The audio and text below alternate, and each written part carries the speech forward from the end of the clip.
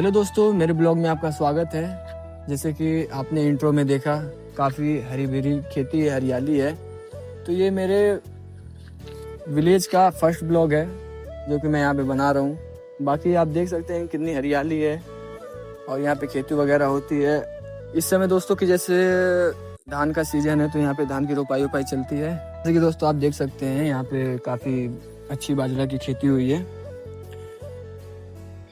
गाँव में इसकी रोटी बना के खाई जाती है बाजरा की। असली मजा गांव वाले लोग ले रहे हैं। जैसे कि दोस्तों हमने अपने ब्लॉग में अपना पूरी विलेज की खेती होती दिखाई और असली सुकून तो गांव में ही मिलता है। बाकी अगर वीडियो अच्छी लगी तो लाइक, कमेंट एंड शेयर।